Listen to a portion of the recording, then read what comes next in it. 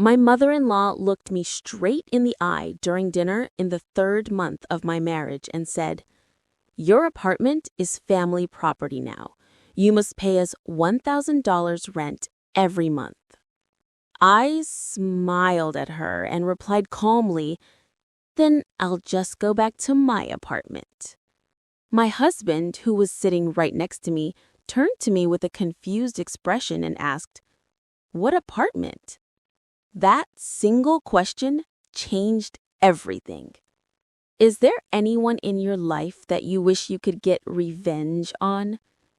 Tell me in the comments who that person is and what they did. I'd really like to know your story. And please don't forget to like and subscribe so I can continue bringing you these stories. Your support helps me keep creating and sharing new content for you.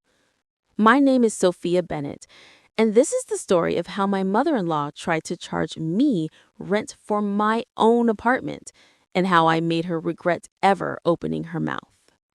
I got married to Ryan at the age of 27. He was a software engineer, came from a well-off family, and had always been close to his mother. I, on the other hand, had lost my parents in a car accident when I was 19. The only thing I had from them was a small apartment in the city that my father had bought years ago. It wasn't luxurious, but it was fully paid off and belonged to me. When Ryan and I decided to get married, his mother, Margaret, was very involved in everything. She helped us find an apartment to rent and even paid the first few months' rent as a wedding gift. At the time, I thought it was generous.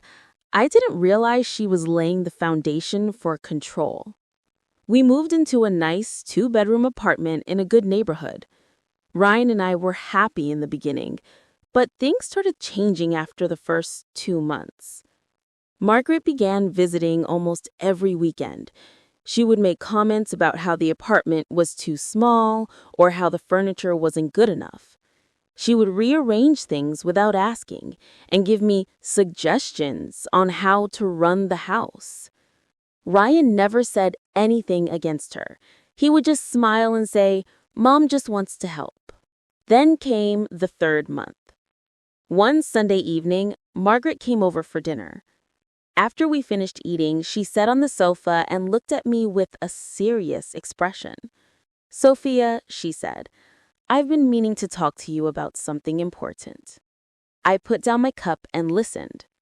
She continued, "Now that you're married to Ryan, this apartment is no longer just yours. It's family property. Since we helped you with the rent and other expenses, it's only fair that you start contributing properly. From next month, you will pay us $1,000 every month as rent." I stared at her, trying to process what she had just said.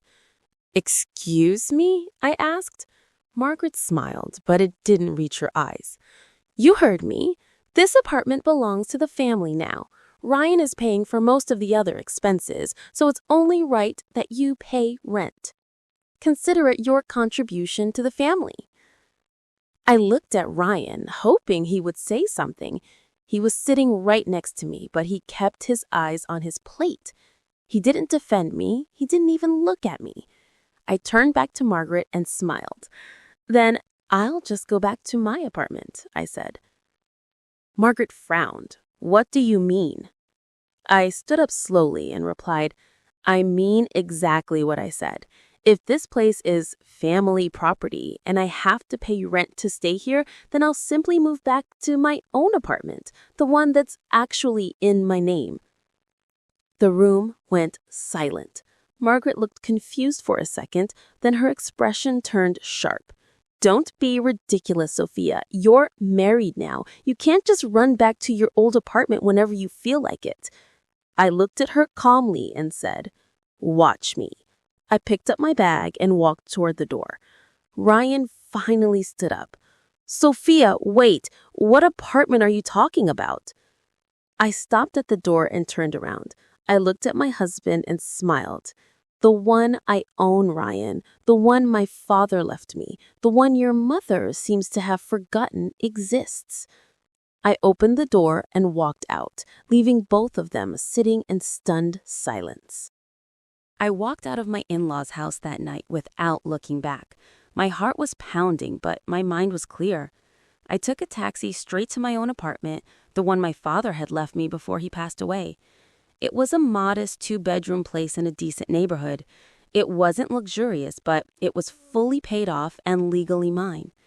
When I reached there, I sat on the sofa in the dark for a long time. I kept replaying Margaret's words in my head. "Your apartment is family property now." The audacity of that woman was unbelievable. She had the nerve to demand rent from me for a place that didn't even belong to her son. Around 11:30 p.m., there was a knock on my door. I already knew who it was. I opened the door and saw Ryan standing there. He looked confused and a little angry. "Sophia, what the hell was that?" he asked as he stepped inside. "What apartment were you talking about? And why did you just walk out like that?" I closed the door and turned to face him. "Ryan, sit down," I said calmly. "We need to talk." He sat on the sofa, still looking annoyed. "Mom was just trying to help. She thinks it's fair that you contribute since we're living in that apartment. Why did you have to make such a scene?" I looked at him for a few seconds before speaking. "Ryan, that apartment we're living in? Whose name is it in?" He frowned. "It's in my name, obviously. Mom helped us get it." I shook my head. "No, Ryan, that apartment is in my name. I bought it 3 years ago with the money my father left me. Your mother didn't help us get it. She only paid the first 2 months' rent as a gift. After that, we've been paying the rent ourselves from our joint account." Ryan looked at me like I had grown 2 heads. "What are you talking about? Mom said she arranged everything." "She lied," I said simply. "Or maybe she just assumed everything belongs to you because we're married. But legally, that apartment is mine. I have the deed." I walked to my bedroom and came back with a brown envelope. I placed it on the coffee table in front of him. "Open it." Ryan opened the envelope with slightly shaking hands.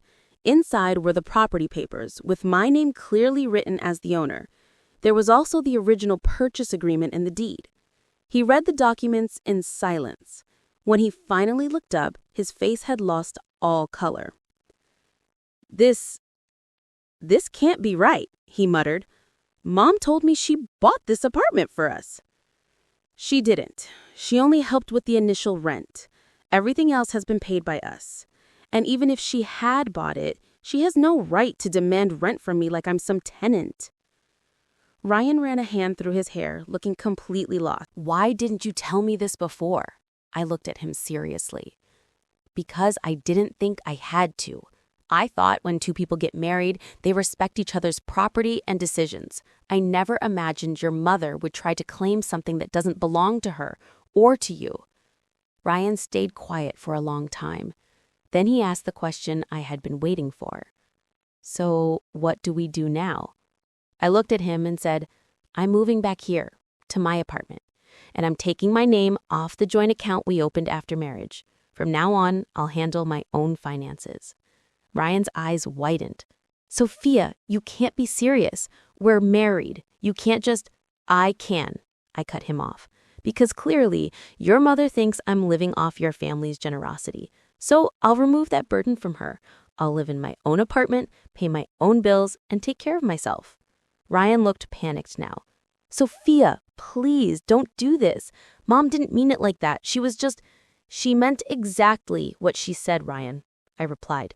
"And the fact that you stayed silent while she said it tells me everything I need to know." I stood up and walked toward the door. "You can stay at your mother's house tonight if you want, or you can go back to the apartment, but I'm staying here." Ryan left after some time, looking defeated. The next morning, Margaret called me. I didn't pick up. She called again and again. Finally, I answered. "Sophia," she said, her voice sharp, "what nonsense was that yesterday? You embarrassed the entire family by walking out like that." I stayed calm. "Margaret, I didn't embarrass anyone. You tried to charge me rent for an apartment that I own. That's what was embarrassing." There was silence on the other end for a few seconds. "What do you mean you own it?" she finally asked. "I mean exactly what I said. The apartment is in my name. My father bought it for me years ago, so no, I will not be paying you any rent. And from now on, I'll be living in my own apartment."